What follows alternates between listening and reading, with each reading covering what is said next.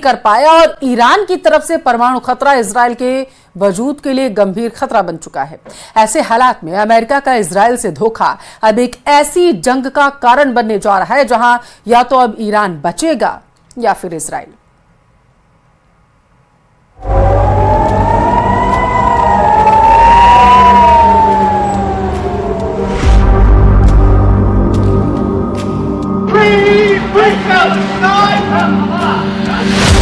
Washington में मारे गए इजरायली, अब ईरान पर 7 दिन बमबारी।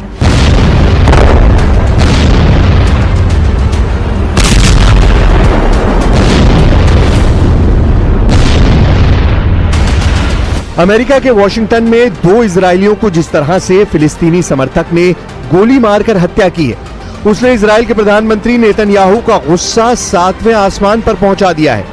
अमेरिका की खुफिया रिपोर्ट्स में दावा किया गया है कि इजराइल बहुत जल्द ईरान के परमाणु ठिकानों को टारगेट करके लगातार 7 दिन तक भयंकर बमबारी कर सकता है। खबर तो यहां तक है कि ईरान ने पहले से ही इजरायली और अमेरिकी हमलों को देखते हुए अपने सबसे खास परमाणु ठिकानों के चारों तरफ जबरदस्त एयर डिफेंस बना दिया है। दावे तो यहां तक किए जा रहे हैं कि अंदर खाने रूस ईरान की मदद कर रहा है। इधर ईरान के सुप्रीम लीडर अली खामनेई ने साफ कहा है कि अमेरिका और इजराइल परमाणु समझौते की आड़ में ईरान पर बड़ा हमला करने की फिराक में है। अली खामनेई ने तो राष्ट्रपति ट्रंप पर भड़कते हुए कहा है कि राष्ट्रपति ट्रंप ने अभी तक परमाणु डील को लेकर ईरान को कोई समझौते का प्लान या चिट्ठी नहीं भेजी है। इधर जब से वॉशिंगटन में इजरायली दूतावास के 2 कर्मचारियों की गोली मारकर हत्या की गई है, उसके बाद से पीएम नेतन्याहू ने ऐलान कर दिया है कि इस वक्त इजराइल दुनिया में अकेला है और वो अपने दम पर गजा, यमन और ईरान तीनों से सख्ती से निपटेगा।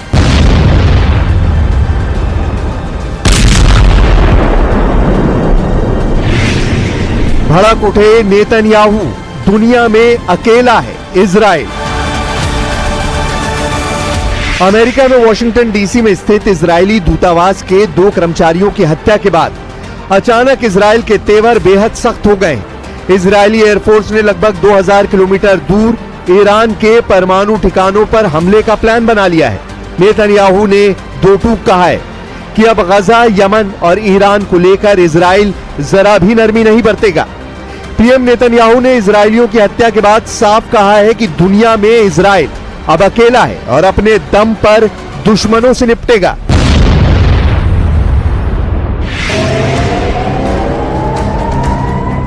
अमेरिका की राजधानी वॉशिंगटन डीसी में इजरायली दूतावास के 2 कर्मचारियों की गोली मारकर हत्या कर दी गई। ये घटना 21 मई की रात करीब 9:05 पर यहूदी म्यूजियम के बाहर हुई।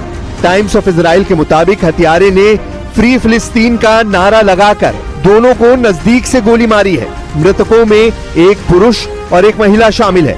हमले में यारोन लिस्चिंस्की और उनकी प्रेमिका सारा मिलग्रिम की मौत हो गई है। घटना के वक्त दोनों कर्मचारी कैपिटल यहूदी म्यूजियम से बाहर निकल रहे थे।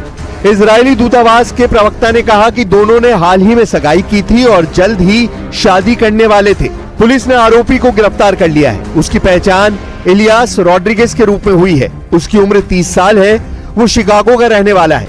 गिरफ्तारी के दौरान वो फिलिस्तीन को आजाद करने के नारे लगा रहा था। हैरानी की बात तो ये कि जिस जगह हत्या हुई वहां से कुछ फासले पर ही एफबीआई का एक दफ्तर मौजूद है।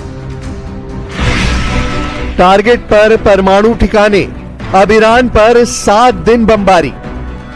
एक बार फिर इजराइल बुरी तरह से घिरता जा रहा है। गाजा में इजरायली कार्रवाई के विरोध में पूरी दुनिया, खासतौर से ब्रिटेन, फ्रांस, जर्मनी और अरब देश इजराइल के खिलाफ सख्ती से विरोध पर उतर आए हैं। ब्रिटिश पीएम कीर स्टारमर ने गाजा में इजराइल के जबरदस्त हमलों को देखते हुए 2 टूक कह दिया है कि ब्रिटेन इजराइल से अपने व्यापारिक संबंध खत्म कर सकता है। जबकि अमेरिका के पूर्व उपराष्ट्रपति माइक पेंस का दावा है कि राष्ट्रपति ट्रंप और प्रधानमंत्री नेतन्याहू के बीच बातचीत पूरी तरह से बंद हो चुकी है। यानी इस वक्त इजराइल पूरी तरह से अकेला पड़ गया है। ऐसे हालात में नेतन्याहू का बौखलाना साबित करता है कि अब इजराइल अमेरिका की परवाह किए बिना गजा से लेकर ईरान तक भीषण हमला करेगा। इजरायली मीडिया ने दावा किया है कि अमेरिकी खुफिया एजेंसियों को पता चला है कि इजराइल ने 7 दिन तक ईरान पर भयंकर हमला करने का प्लान बनाया है।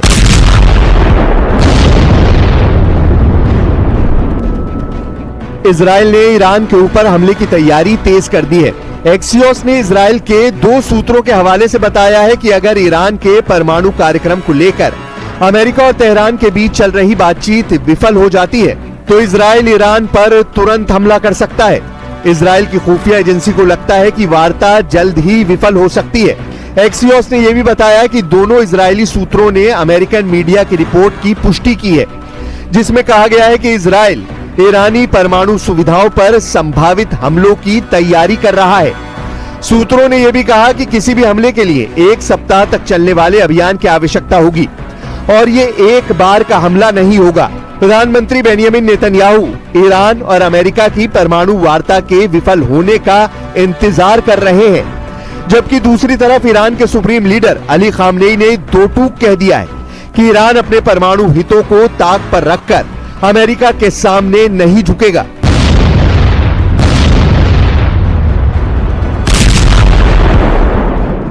איראן נשארה איום רציני מאוד על ישראל. אנחנו כמובן בתיאום מלא עם ארצות הברית, מדברים איתם כל הזמן, ואנחנו מקווים, הם יכולים להשיג הסכם שימנע מאיראן נשק גרעיני. זה אומר שהוא ימנע מאיראן את היכולת להשאיר. अमेरिका को नई खुफिया जानकारी मिली है, जिससे पता चलता है कि इजराइल ईरानी परमाणु प्रतिष्ठानों पर हमला करने की तैयारी कर रहा है। ये जानकारी ऐसे समय में आई है जब ट्रंप प्रशासन तेहरान के साथ कूटनीतिक समझौतों पर काम कर रहा है। कई लोगों का मानना है कि इस प्रोग्राम के जरिए वो परमाणु हथियार बनाने की कोशिश कर रहा है, जैसा कि भारत, पाकिस्तान और इजराइल ने किया था। इन देशों ने नागरिक परमाणु प्रोग्राम के नाम पर ही परमाणु हथियार विकसित कर लिए थे। ईरान के बारे में माना जाता है कि वो परमाणु हथियारों के लिए दोहरे रास्ते अपना रहा है। असैन्य परमाणु प्लांट से प्लूटोनियम निकालना और ईरान से ही निकाले गए यूरेनियम का संवर्धन करना। ईरान के अंडरग्राउंड परमाणु ठिकानों पर हमला आसान नहीं। ईरान इजराइल की सीमा से 2100 किलोमीटर दूर है। इजराइल उसके परमाणु ठिकानों को बर्बाद करने के लिए एक असाधारण और मुश्किल सैन्य मिशन शुरू कर सकता है, जिसमें मुख्य रूप से लड़ाकू जेट शामिल हो सकते हैं।